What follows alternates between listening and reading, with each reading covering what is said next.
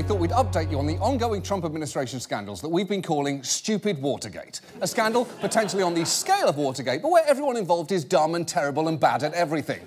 Now, last month marked the one-year anniversary of the Mueller investigation, or as the president and his supporters call it, Robert Mueller's illegitimate runaway witch hunt. It is, and it has been from the beginning, a witch hunt. This is a witch hunt. This is a witch hunt. Basically a witch hunt. The witch hunt, if you will. It's a damn witch hunt.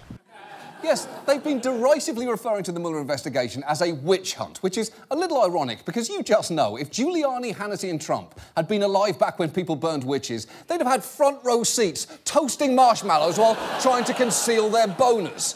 Now, it's also a strange claim, considering that Mueller's team has, in the past year, charged 20 people and 3 companies and gathered 5 guilty pleas. So if this is a witch hunt, witches exist, meaning we should probably change all references on our history books to 16th century witch hunts to read, "That time we were right to murder all those teenage girls in a lake."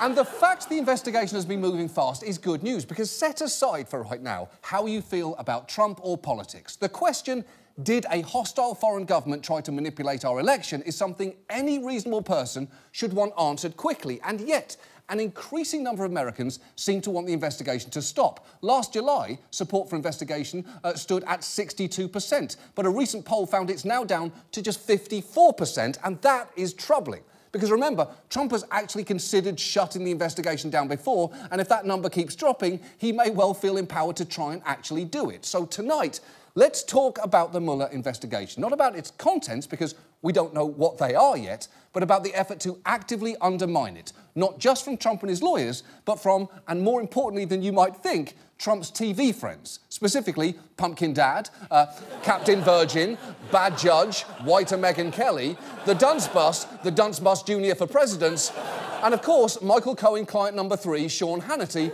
a man voted most fuckable by Nana Needs New Glasses magazine. And if you're thinking, well, hold on, I don't watch Fox News, I tune all of that stuff out, it's actually important that you know what's been happening on it for reasons that, and I cannot believe I'm saying this, Rudy Giuliani explained best. Because when he was recently asked why he was going around spouting unsubstantiated nonsense, he offered this explanation. Eventually, the decision here is going to be impeach, not impeach. Members of Congress, Democrat and Republican, are going to be informed a lot by their constituents. So our jury is as it should be, is the American people. You know what? He's right. He's related by blood to his first wife, but he is right. Because it is the long-standing view of the Justice Department that you cannot indict a sitting president. So to the extent that Trump can be held accountable, it's going to be through impeachment, where public opinion is key. Basically, when Giuliani goes on TV, he's arguing to the jury, and that is us. And I know you're probably thinking right now, fuck jury duty, time to act like a racist idiot to get out of it. Well, that is not a disqualifier this time, not by a long shot. So with that in mind, let's look at a few techniques that they've been using to influence public opinion. And the first involves attempting to redefine the investigation on their terms. Because whenever they discuss it, it's inevitably framed like this. Mueller is there to show collusion between Russia and Trump, and there's none so far, so why not end it? Where is any evidence of collusion? Show us. Nothing so far, not a whiff. There is zero evidence of Russia collusion. So just so we're clear, everyone, 4 words: conclusion, collusion, no. Illusion, delusion, yes. I just thought we'd have some fun with words. Oh, well, we didn't. We didn't have fun with words there. All we did was witness the closest anyone in the Trump administration has ever come to making or hearing rap music. But it is important to remember, Mueller wasn't tasked with finding proof of collusion. The word collusion doesn't even appear in his appointment letter. In actuality, he was tasked with looking into links and coordination between the Russian government and anyone associated with the Trump campaign, as well as any matters that arose or may arise directly from the investigation. That's a pretty broad mandate. So saying the investigation has to shut down if there's no collusion is like saying a game of Scrabble has to end because you fit all the letters in your mouth. Well, congratulations, but those aren't really the rules that we agreed to. And that is far from the only diversionary tactic here. There's also whataboutism. Now, we've talked about this on the show before. It's the practice of shifting the debate to someone else's wrongdoing. The master of this is Sean Hannity, and he responds to any negative news about Trump with epic rounds of the whatabout game. We have a two-tier justice system. What about fired FBI Director James Comey? What about Bruce and Nellie Orr? What about anti-Trump lovebirds Strzok and Page? What about lying Susan Rice? What about Christopher Steele, the foreign national that Fusion GPS hired and funneled the money Hillary did through the law firm, and the foreign national got Russian lies to influence the American people in an election? What about who lied to the FISA court judges? That is a lot of names to throw up on a screen and just say, what about them? It's also a little easy as an argument, I'll prove it. Hey, Sean, have you thought about these 15 people? What about them? What about Archduke Ferdinand, Sean? What about Cher? We're not talking about the FBI until you answer, what about Cher, Sean? Now, Hannity's point there is that other people did bad things, so therefore Trump's bad things don't count. And look, let me be clear on this. Whether or not someone else did something shitty has no bearing over whether you did something shitty. If that were true, every movie that got a bad review could simply say, what about From Justin to Kelly? And the critic would be legally required to give their movie 5 stars. That whataboutism is an important part of the third tactic on display here, building a counter-narrative, essentially trying to delegitimise the investigation by framing it as part of a grand conspiracy to bring down Trump. Hannity has a series of Carrie from Homeland is off her meds conspiracy boards, with Mueller and Clinton as the head of 2 different crime families, and whatever the fuck is happening on this one. Well, night after night, Hannity paints a picture where the investigation is itself one gigantic scandal, with the Democrats, the FBI, the deep state and establishment Republicans teaming up to take down Trump. And he's got a favourite phrase to convey its scope. This is bigger than Watergate. That's like Watergate's like stealing a Snickers bar. It makes Watergate look like stealing a Snickers bar. This makes Watergate like stealing a Snickers bar. That's just an odd number of mentions for Snickers, considering it doesn't sponsor Hannity's show. Presumably, Snickers simply couldn't hang with big hitters like his actual advertisers, My Pillow, Recticare Cream, and of course, Sock Slider. It's true, take a look. You struggle, you strain, you're so far away. Just bending over to put on your socks is brutally painful every day. Well, not anymore. Introducing Sock Slider, the pain-free, no-bend-over way to comfortably put on your socks every day. Oh, thank goodness. I have been waiting for someone to invent a gadget that I can preload with a sock condom and then foot-fuck my way to comfort every morning. Now, unsurprisingly, Hannity's narratives tend to fall apart pretty quickly. Take 2 of the names on his Family Feud board, Peter Strzok and Lisa Page. They are FBI agents who worked on the investigations into both Hillary and Trump. And the key thing you learn about them, if you follow conservative media at all, is that they were making sex at each other. Did these 2 cheating lovebirds, who are still married to other people at the time, have any opportunity to actually do their jobs at the FBI? There she is, FBI lovebird Lisa Page. Peter Strzok and his in-office fellow FBI agent and secret lover, Lisa Page. Peter Strzok, who along with his gumad Lisa Page, another FBI lawyer, are getting off in their fight to save the country from Donald Trump. Oh yeah, they were fucking. They were doing the nasty, doing the slam bam in the ham, stuffing the muffin, fishing for kippers. They were polking them in 44 and piercing them in 52. They slid the wand into the goblet of fire. They were dining at the all-you-can-bone buffet at BJO Porkington's. They were having an affair.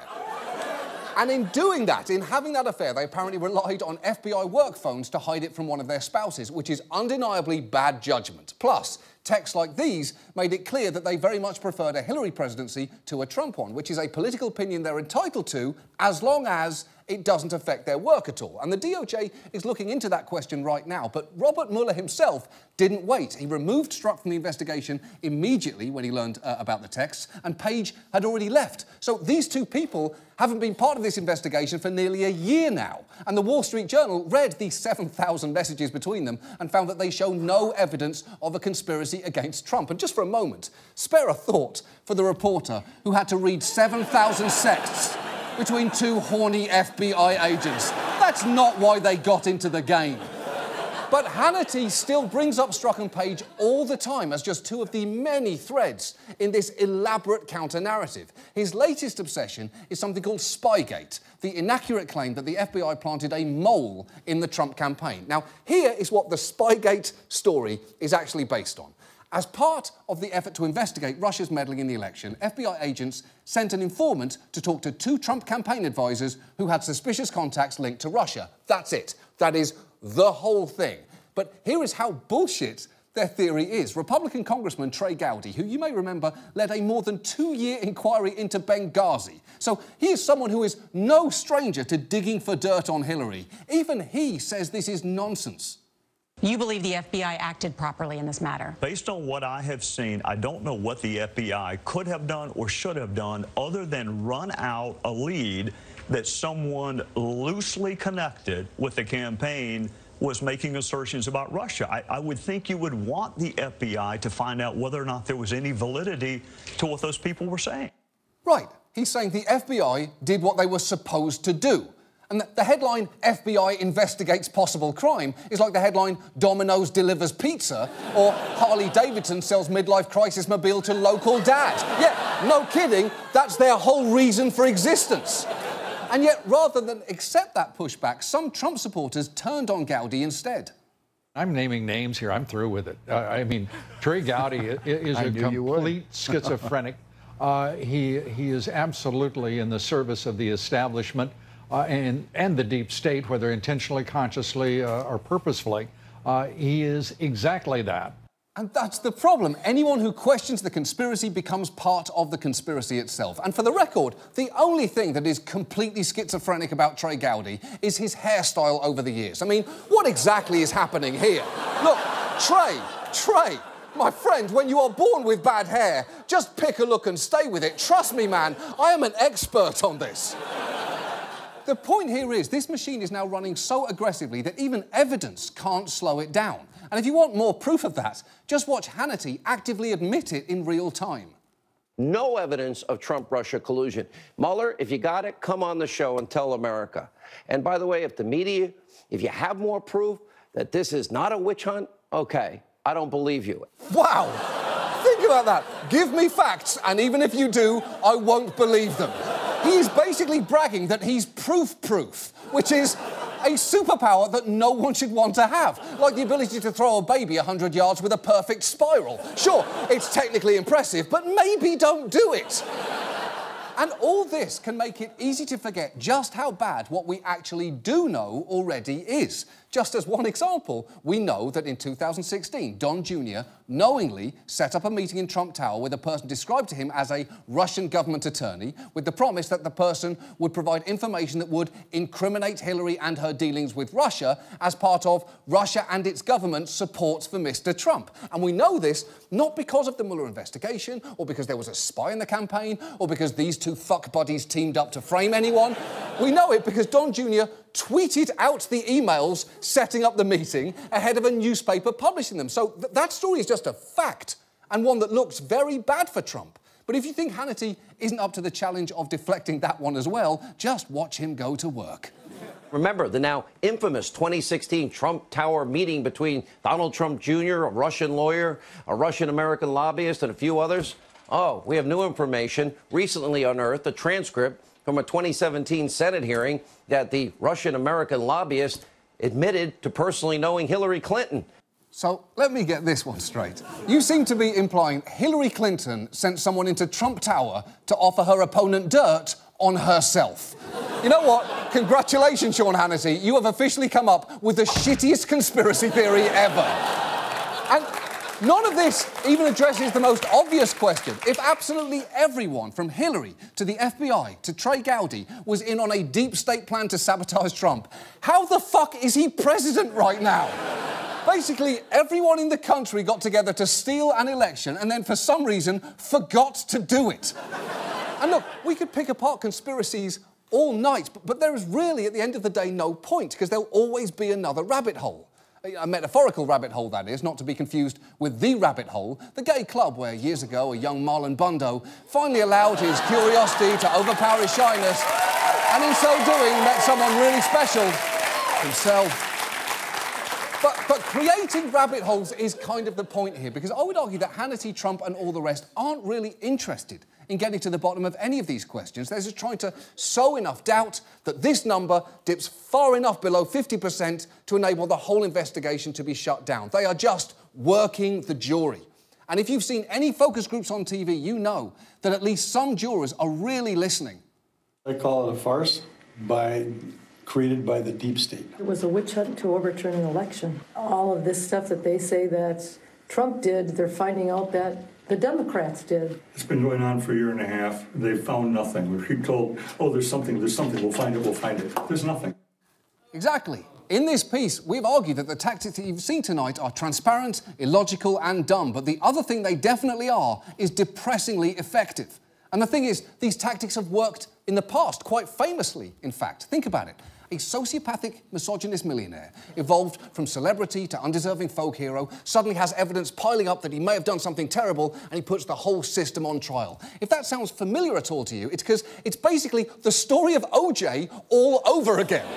Trump is going full OJ, and it's working. Now, what does it mean to go full OJ? Well, in one sense, it means to murder two people. But it also means to sway a jury by building a wild, implausible conspiracy that the system is corrupted. The reason Hannity throws out so many theories may well be that he knows if he can discredit any part of Mueller's investigation, he convinced people the whole thing is a total sham. And that is the same angle that OJ's lawyers took. Just listen to one of them try to discredit all evidence because of doubts that he'd raised over a blood-soaked sock.